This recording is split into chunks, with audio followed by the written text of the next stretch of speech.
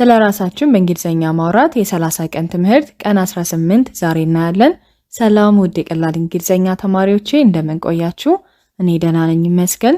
በቀን 17 ትምህርታችን ላይ I will የሚለውን የእንግሊዘኛ መነሻ ንግግር በመጠቀም ለወደፊት የምናደርጋቸውን ነገሮች እንዲሁም ደግሞ ለወደፊት የማናደርጋቸውን ነገሮች ለመግለጽ አይተናል ማለት ነው።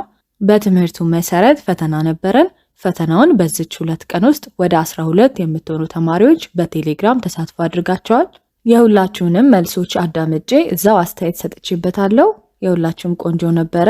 ሁላችሁም በርቱልኝ። እንደተለመደው ደግሞ ስማችሁን የቪዲዮ መጨረሻ ላይ የምጠራ ይሆናል። ወደ ዛሬው ትምህርታችን ከመሄዳችን በፊት ይህን ቪዲዮ ላይክ በማድረግ ትምህርቱ ለብዙ ተማሪዎች እንዲደርስ አድርጉ። በዛሬው ትምህርታችን እነዚህን ሁለቱን የእንግሊዘኛ መነሻ ንግግሮች በመጠቀም ስለራሳችን እናወራለን። የመጀመሪያው የሚሆነው I should በማለት ንግግራችንን ስንጀምር ነው። ይህን በመጠቀም ማድረግ አለብን ብለን የምናስባቸውን ነገሮች በሙሉ ለመግለጽ እንጠቀመዋለን። ግዴታ ያልሆነ ነገር ግን እኛ በራሳችን ማድረግ አለብን ብለን የምናስባቸውን ነገሮች እንናገርበታለን ማለት ነው። ሁለተኛው ደግሞ አፍራሽ እናደርገውና ኖት የምትለዋን እንጨምራለን ማለት ነው። ስለዚህ I should not ወይም ደግሞ ባጭሩ I shouldn't በማለት ንግግራችንን በመጀመር ደግሞ ማድረግ የሌለብንን ነገር እንናገርበታለን ማለት ነው። የምንጀምረው ማድረግ አለብን ብለን የምናስባቸውን ነገሮች በመግለጽ ይሆናል። ወደ ንግግሮቹ እንሂድ። I should go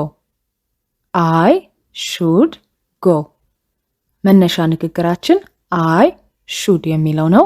መስመር ላይ ያለውን ቃል ደግሞ እየቀያየርን መጠቀም እንችላለን ማለት ነው። ይህንን ንግግር ስንተረጉመው I የሚለው እኔ ማለት ነው።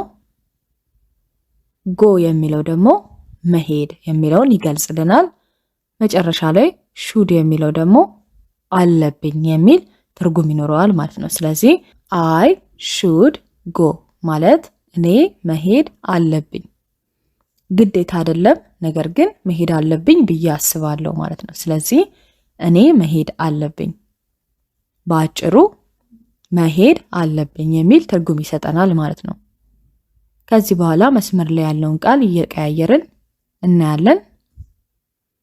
I should eat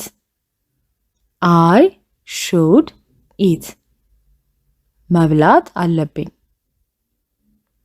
ግዴታ አይደለም፣ ነገር ግን እኔ ማስበው ነው ማለት ነው። መብላት አለብኝ ብዬ አስቤያለሁ።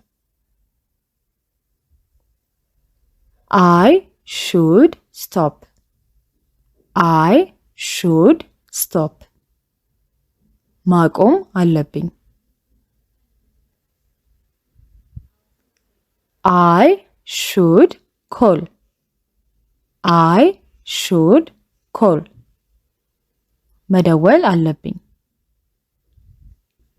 I should try መሞከር አለብኝ። I should learn መማር አለብኝ። I should save መቆጠብ አለብኝ። I should pay መክፈል አለብኝ።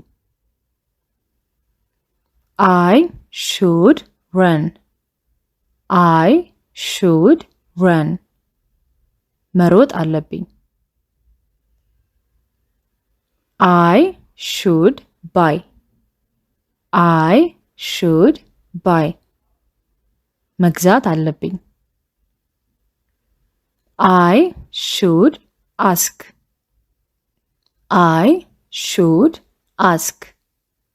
መጠየቅ አለብኝ።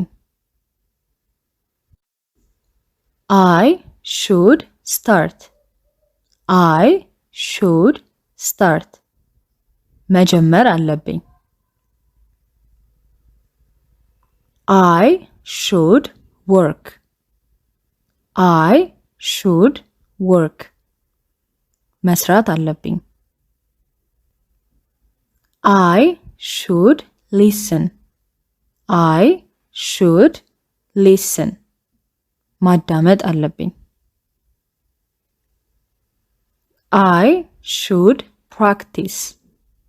I should practice. መለማመድ አለብኝ።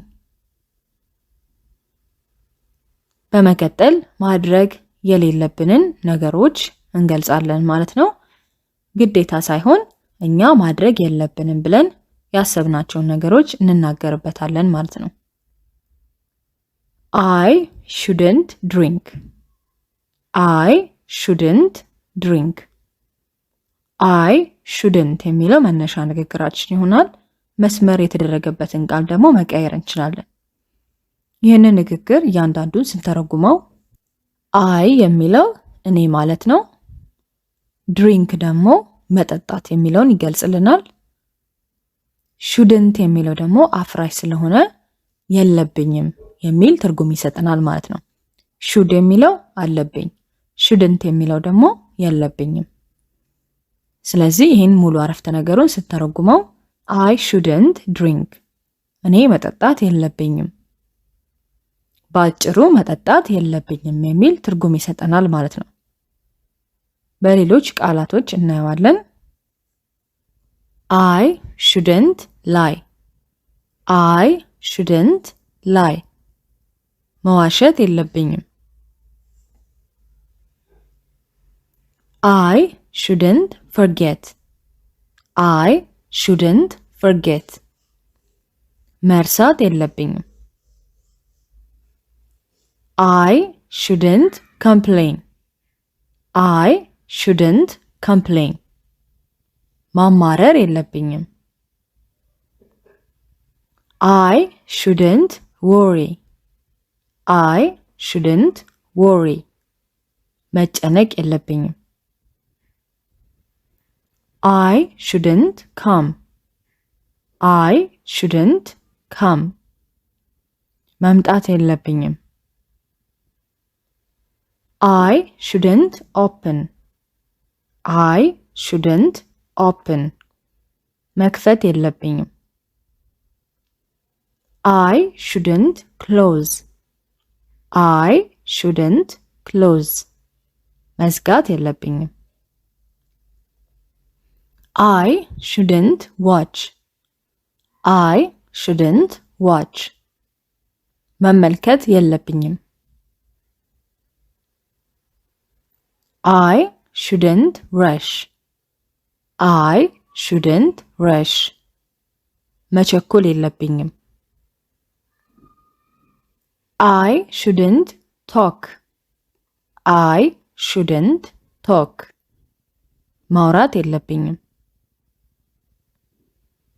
I shouldn't look. I shouldn't look. ማየት የለብኝም። I shouldn't sit. I shouldn't sit. መቀመጥ የለብኝም። I shouldn't laugh. I shouldn't laugh. መሳቅ የለብኝም። I shouldn't jump. I shouldn't jump. መዝለል የለብኝም። ተሳትፏችሁን ቀጥሉ፣ በርቱልኝ። ወደ ዛሬ ፈተና ስንመጣ አንደኛ ጥያቄ ማድረግ ያለብንን ነገር መናገር 5 ንግግሮች። ሁለተኛ ጥያቄ ማድረግ የሌለብንን ነገር መናገር አሁንም 5 ንግግሮች። በአጠቃላይ 10 ንግግሮችን ከናንተ ጠብቃለሁ ማለት ነው። ንግግሮቹ ዛሬ ከተማርናቸው መውሰድ ትችላላችሁ ወይም ደግሞ በመስመሩ ላይ እናንተ የራሳችሁን ቃላቶች እያስገባችሁ መናገር ትችላላችሁ። የሁላችሁንም ተሳትፎ ጠብቃለሁ። በሚቀጥለው ትምህርት እስከምንገናኝ ሰላም ሁኑ። ባይ ባይ።